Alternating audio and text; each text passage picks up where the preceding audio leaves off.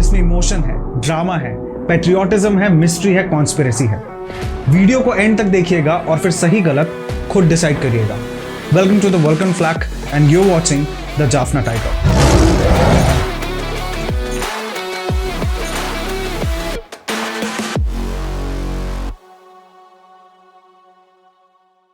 ये कहानी शुरू होती है श्रीलंका से। श्रीलंका को इंडिपेंडेंस 1948 में मिली। श्रीलंका में दो टाइप या दो कास्ट के लोग रहते थे। पहले थे श्रीलंकन तमिल्स, दूसरे सिंहली। श्रीलंका में सिंहलीज मेजॉरिटी में थे, लगभग 75%। दूसरे नंबर पर आते थे श्रीलंकन तमिल्स, जो लगभग 15% थे। तमिल्स श्रीलंका में मोस्टली नॉर्थ में रहते थे। जब श्रीलंका इंडिपेंडेंट हुआ तब यह देखा गया कि तमिल पॉपुलेशन बहुत ज्यादा एडवांस्ड है, अच्छी जॉब्स उनके पास हैं, एजुकेटेड हैं, सरकारी कामों में इनका दबदबा है। बेसिकली तमिल्स सिंहलीज से कहीं ज्यादा आगे थे। अब ये बात सिंहलीज को अच्छी नहीं लगी। गवर्नमेंट सिंहली मेजॉरिटी के नेताओं की थी। श्रीलंकन गवर्नमेंट ने कॉन्स्टिट्यूशन में अमेंडमेंट्स किए और ये रूल बना दिया कि पूरी कंट्री में सिंहली लैंग्वेज को कंपलसरी किया जाएगा। सारा ऑफिशियल काम सब कुछ सिंहली लैंग्वेज में होगा। अब इससे तमिल्स की जॉब चली गई, हर जगह सिंहलीज को प्रायोरिटी दी जाने लगी और यहां से होती है इस कहानी के मेन कैरेक्टर की एंट्री। 26 नवंबर 1954 को श्रीलंका के वलवेट्टीथुराई में जन्म हुआ वेलुपिल्लाई प्रभाकरन का था। बहुत वेल ऑफ बैकग्राउंड से था ये, घर में पैसे की कोई कमी नहीं थी। प्रभाकरन जब 8 साल का था तब पहली बार उसने अपने घर वालों से पूछा कि ये सिंहली लोग हमको मारते हैं तो हम पलट कर मारते क्यों नहीं, या हमारे घर की लड़कियों को उठाकर ले जाते हैं तो हम पलटवार क्यों नहीं करते। उस टाइम प्रभाकरन के इस क्वेश्चन का किसी के पास आंसर नहीं था, पर किसी को क्या पता था कि वो खुद इस क्वेश्चन का आंसर बन जाएगा और पलटकर ऐसा मारेगा कि मारने वाला भी कांप उठेगा। सिर्फ 15 साल की उम्र में प्रभाकरन ने स्कूलिंग बीच में छोड़ दी और एक ऑर्गेनाइजेशन ज्वाइन की। इस ऑर्गेनाइजेशन का नाम था तमिल न्यू टाइगर्स। ये ऑर्गेनाइजेशन तमिल राइट्स के लिए काम करती थी। श्रीलंका में तमिल्स की हालत दिन पर दिन खराब होती जा रही थी। एक दिन श्रीलंका में जाफना के मेयर अल्फ्रेड दुरियप्पा मंदिर जाने के लिए निकले। वो फ्रीडम पार्टी को सपोर्ट करते थे जो तमिल्स के अगेंस्ट काम करती थी। अल्फ्रेड दुरियप्पा कार से उतरे, उन्होंने मंदिर की सीढ़ियां चढ़ना शुरू करी और जैसे ही सीढ़ियों से ऊपर पहुंचे सामने खड़ा था एक 17 साल का बच्चा। उस बच्चे ने अल्फ्रेड दुरियप्पा के माथे पर गन रखी और ट्रिगर दबा दिया। अल्फ्रेड दुरियप्पा की मौके पर ही मौत हो गई और गन चलाने वाला वो बच्चा था वेलुपिल्लाई प्रभाकरन। सोचिए 17 साल की उम्र में उसने जाफना के मेयर को उड़ा दिया था। अब इसके आगे आग में घी डालने का काम किया श्रीलंकन गवर्नमेंट ने। उन्होंने पॉलिसी ऑफ स्टैंडर्डाइजेशन को लागू कर दिया। इस पॉलिसी में यह बोला गया कि स्कूल्स, कॉलेजेस और यूनिवर्सिटीज में अब सिंहली स्टूडेंट्स को प्रायोरिटी दी जाएगी। तमिल्स फिर भड़क गए और तमिल न्यू टाइगर्स ग्रुप में बहुत सारे यंग तमिलियन शामिल होने लगे। 1976 में तमिल न्यू टाइगर्स ने अपना नाम बदलकर लिबरेशन टाइगर्स ऑफ तमिल इलम रख दिया, जिसे LTTE भी कहा जाता था। इस ऑर्गेनाइजेशन ने अपनी केवल एक डिमांड रखी, तमिल्स के लिए अलग कंट्री, यानी तमिल्स अब श्रीलंका में अलग देश बनाकर रहेंगे। LTTE ने बोला कि श्रीलंका को 2 हिस्सों में डिवाइड कर दो, तमिल्स के लिए अलग देश, सिंहलीज के लिए अलग देश। ये बात श्रीलंकन गवर्नमेंट ने सीरियसली नहीं ली। उन्होंने साफ कह दिया कि ये पॉसिबल नहीं है, मतलब डिमांड कंसिडर करना तो दूर, सुनी भी नहीं। LTTE को पता था कि ऐसा ही होगा और आगे की लड़ाई लड़ने के लिए LTTE ने अपने ग्रुप को और स्ट्रॉन्ग करना शुरू कर दिया। खुद इंडिया की सीक्रेट एजेंसी रॉ LTTE के सोल्जर्स को ट्रेनिंग देती थी, उन्हें वेपन्स प्रोवाइड करवाती थी। क्या आप जानते हैं LTTE की आर्मी दुनिया की सबसे डिसिप्लिन्ड आर्मी कही जाती थी? और डिसिप्लिन कैसे? कुछ set of rules. First rule, लड़का और लड़की में कोई डिस्क्रिमिनेशन नहीं होगा, दोनों को एक जैसी ट्रेनिंग दी जाएगी। सेकेंड रूल, प्यार मोहब्बत करना आपस में या बाहर किसी से, ये LTTE के सोल्जर्स को अलाउड नहीं था। प्रभाकरन का कहना था कि तुम अपने देश के लिए लड़ रहे हो, सबसे ऊपर पैट्रियोटिज्म होना चाहिए और कोई भावना और कोई फीलिंग्स दिल में होनी ही नहीं चाहिए। थर्ड रूल, अगर आपने LTTE छोड़ा तो आपको मार डाला जाएगा। Fourth rule, no physical contact और अटैचमेंट। LTTE में किसी को भी आपस में या बाहर फिजिकल रिलेशन रखना अलाउड नहीं था। फिफ्थ रूल, स्मोक करना, अल्कोहल लेना या किसी भी टाइप का नशा करना प्रभाकरन की आर्मी को अलाउड नहीं था। इन सब के अलावा LTTE की सिलेक्शन प्रोसेस क्वांटिटी नहीं बल्कि क्वालिटी पे चलती थी। मान लीजिए 100 लोगों ने अप्लाई किया तो प्रभाकरन केवल उन 100 में से 10 लोगों को लेता था। इस पूरी आर्मी में ऐसे शार्प शूटर्स, ऐसे सोल्जर्स थे जो किसी भी वेदर कंडीशंस में लड़ सकते थे। प्रभाकरण ने बच्चों तक को गन्स चलाने की ट्रेनिंग दे दी थी और 5 साल के बच्चों को भी वो स्किल्ड शूटर बना देता था। प्रभाकरण को अलग अलग नाम से बुलाया जाता था, जैसे चीफ, कमांडर, थलाइवर। इस कहानी में सबसे बड़ा मोड़ तब आया जब 23 जुलाई 1983 को एलटीटी ने श्रीलंकन आर्मी के 13 सोल्जर्स को मार डाला। इसे ही श्रीलंका में ब्लैक जुलाई कहा जाता है। इस हरकत के बाद श्रीलंका में सिविल वॉर शुरू हो गया। लगभग 1.5 लाख से ज्यादा तमिल्स बेघर हो गए और सैकड़ों मारे गए। ये सिविल वॉर 1987 तक चला। सिचुएशन आउट ऑफ कंट्रोल होती जा रही थी, तो श्रीलंकन गवर्नमेंट ने इंडिया से बात करी और कहा कि वो इस मामले में इंटरवीन करे और प्रभाकरण से बात करे। इंडियन गवर्नमेंट ने प्रभाकरण को बात करने के लिए इंडिया इनवाइट किया। प्रभाकरण 24 जुलाई 1987 को चेन्नई पहुंचा।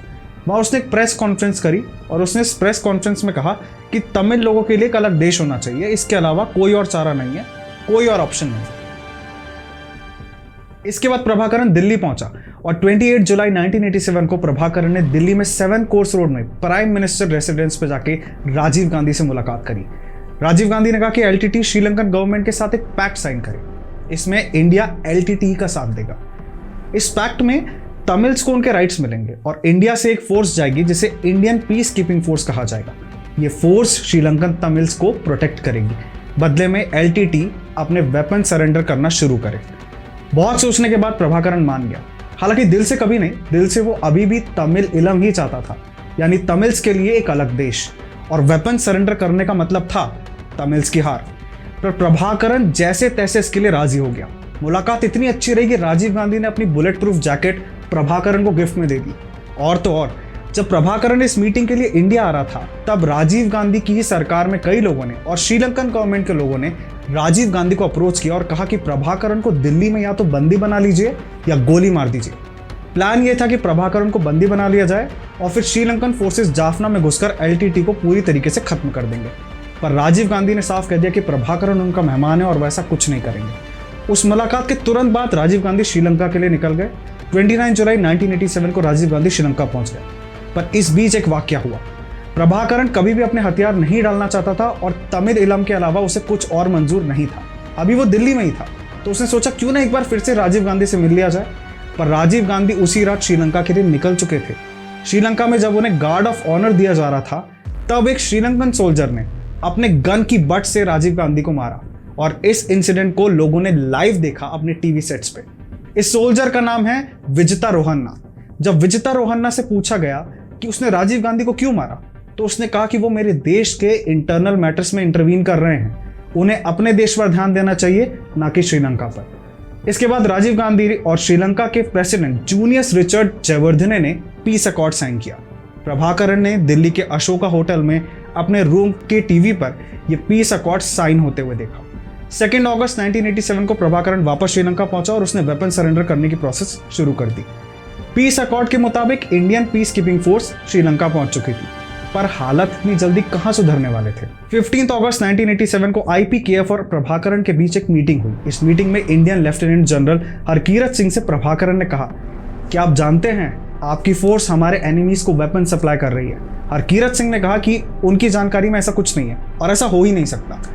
इस पर प्रभाकरण ने हंसते हुए कहा कि आप लोग बड़े जेंटलमैन लोग हैं and you guys don't know what's cooking behind the doors.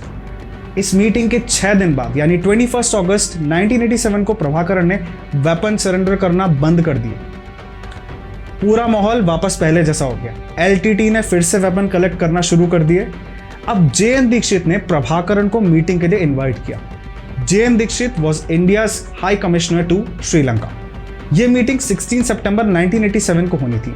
इस मीटिंग से एक रात पहले जेएन दीक्षित ने हरकीरत सिंह को कॉल करके बोला, जनरल मैं चाहता हूं कि कल की मीटिंग में आप प्रभाकरण को गोली मार दें। हरकीरत सिंह ने कहा मैं ऐसा नहीं कर सकता। हालांकि बाद में जेएन दीक्षित ने इसे बेसलेस रूमर्स कह दिया। मीटिंग पूरी हुई और इस मीटिंग के बाद एलटीटी की पॉलिटिकल विंग का लीडर थिलियप्पन हंगर स्ट्राइक पर बैठ गया और इसी हंगर स्ट्राइक के 12वें दिन थिलियप्पन की मौत हो गई। उसकी मौत के साथ ही श्रीलंका में राइट स्टार्ट हो गए। श्रीलंका की फोर्स ने एलटीटी के 17 लोगों को बंदी बना दिया। बीच में आ गई Indian peace keeping force. IPKF ने उन्हें अपने कब्जे में ले लिया। श्रीलंकन फोर्सेस ने आईपीकेएफ से कहा कि उन एलटीटी सोल्जर्स को हमें वापस करिए। यहाँ इंडिया से आईपीकेएफ को पीछे हटने के ऑर्डर्स मिले और एलटीटी सोल्जर्स को श्रीलंकन फोर्सेस को हैंड ओवर करने के ऑर्डर्स मिले। एलटीटी के सोल्जर्स हमेशा अपने गले में जहर का एक लॉकेट पहन कर रखते थे और जैसे उन्हें पता चला कि आईपीकेएफ उन्हें श्रीलंकन फोर्सेस को हैंड ओवर कर रही है, सभी एलटीटी सोल्जर्स ने जहर खा लिया। 12 एलटीटी सोल्जर्स तुरंत मर गए और यहीं से एलटीटी आईपीकेएफ के अगेंस्ट हो गया। श्रीलंका में इलेक्शन हुए और राम सिंह प्रेमदास प्रेसिडेंट बने। वो एलटीटी सपोर्टर थे। एलटीटी ने आईपीकेएफ के जवानों को मारना शुरू कर दिया। इंडिया में भी इलेक्शन हुए और राजीव गांधी के बाद वीपी सिंह इंडिया के प्राइम मिनिस्टर बने। वीपी सिंह ने कहा कि आईपीकेएफ को श्रीलंका से तुरंत वापस बुलाया जाए। तब तक इंडिया के 1248 सोल्जर्स मारे जा चुके थे। 1991 में इंडिया में फिर इलेक्शन हुए और इस बार फिर से राजीव गांधी के प्राइम मिनिस्टर बनने के पूरे चांसेस थे। प्रभाकरण को पता था कि अगर राजीव गांधी फिर से इलेक्ट होते हैं तो फिर इंडिया की फोर्सेस श्रीलंका आ सकती हैं और तमिल्स के साथ फिर वही सब होगा। इसलिए प्रभाकरण ने राजीव गांधी को मारने का प्लान बनाया। 21 में 1991 को श्री पेरम्बदूर में एक रैली में एलटीटी के सुसाइड बॉम्बर्स ने राजीव गांधी को धमाके से उड़ा दिया। पर एलटीटी यहीं नहीं रुका। क्या आप जानते हैं दुनिया एलटीटी से क्यों डरती थी? यहां पर हम आपको एक लिस्ट बताते हैं कि एलटीटी कितना खतरनाक ऑर्गेनाइजेशन था। एलटीटी के कुछ मेजर अटैक्स। 24 में 1985 आराधपुरा में बुद्धिस्ट साइट पर अटैक किया, लगभग 130 लोग मारे गए। 21 अप्रैल 1987 कोलंबो में कार ब्लास्ट किया, 145 लोग मारे गए। 5 जुलाई 1987 नॉर्थ जाफना में श्रीलंकन आर्मी के कैंप में सुसाइडल ब्लास्ट, 140 श्रीलंकन सोल्जर्स मारे गए। 11 जून 1990 ईस्ट श्रीलंका के कालमुनाई में 142 पुलिस वालों को मार डाला। 24 नवंबर 1995 2 सुसाइड बॉम्बर्स ने श्रीलंकन आर्मी के हेडक्वार्टर्स पर अटैक किया, 16 लोग मारे गए। 23 दिसंबर 1995 बट्टिकलुआ में 32 श्रीलंकन सोल्जर्स को मार डाला। 31 जनवरी कोलंबो सेंट्रल बैंक पर अटैक किया, 91 लोग मारे गए। 18 जुलाई 1996 मुल्लेतिवु में आर्मी बेस पर अटैक किया और श्रीलंकन आर्मी के 1200 सोल्जर्स को मार डाला।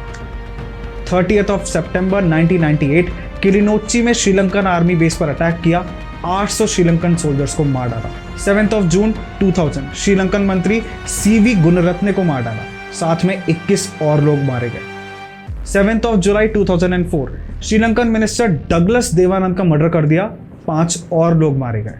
25 अक्टूबर 2005 फॉरेन मिनिस्टर लक्ष्मण किर्दिगमार को मार डाला।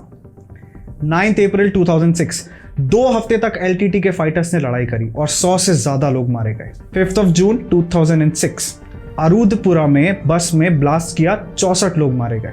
16 अक्टूबर 2006 दाम्बुला में श्रीलंकन आर्मी के बेस पर हमला किया, 95 लोग मारे गए। एंड 9 मई 2009 श्रीलंका के मुल्लातिवु में अटैक किया जिसमें 9 लोग मारे गए। ये वो किलिंग्स हैं जो रिकॉर्डेड हैं और हमें हमारी रिसर्च में मिली। ऐसी कई किलिंग्स हैं जिसका कोई रिकॉर्ड नहीं है। प्रभाकरण और एलटीटी को खत्म करना अब श्रीलंकन गवर्नमेंट की प्रायोरिटी बन चुका था।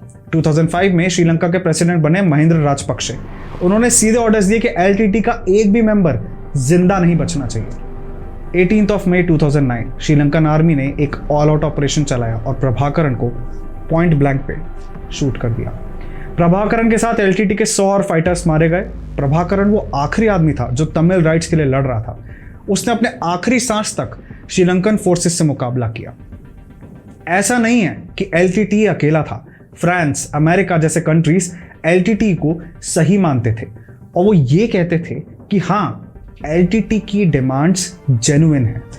प्रभाकरण की मौत के साथ ही श्रीलंका में तमिल राइट्स के लिए उठने वाला अब कोई नहीं बचा था। तमिल्स रोते बिलखते रह गए। पर प्रभाकरण ने भी तो कितने लोगों को मारा था। इस रिसर्च में हम एक चीज कंक्लूड नहीं कर पाए और वो ये कि क्या प्रभाकरण सही था? नहीं, इतने लोगों को मारने वाला सही तो नहीं हो सकता। पर क्या प्रभाकरण गलत था? अगर वो हथियार नहीं उठाता तो उसे और उसके तमिल लोगों को तो वैसे ही मरना था। श्रीलंकन आर्मी के सोल्जर्स तमिल लड़कियों को घर से उठा के ले जाते थे। क्या बूढ़े क्या बच्चे, सबको गोली मार देते थे। ये सब देखकर प्रभाकरण के पास हथियार उठाने के अलावा कोई और चारा बचा था? एक डेटा के अकॉर्डिंग श्रीलंकन फोर्सेस ने 1 लाख से ज्यादा तमिल्स को मार चुका है। आज भी श्रीलंकन तमिल्स अपने राइट्स के लिए लड़ रहे हैं और आज भी प्रभाकरण उनके लिए भगवान है। प्रभाकरण सही था या गलत, इसका फैसला हम आप पे छोड़ते हैं। अगर आपको लगता है कि इस वीडियो ने आपको थोड़ा भी अवेयर किया है तो इसे लाइक कर दें और शेयर कर दें। मिलते हैं अगले वीडियो में किसी और टॉपिक के साथ। Stay tuned to the Vulcan flag.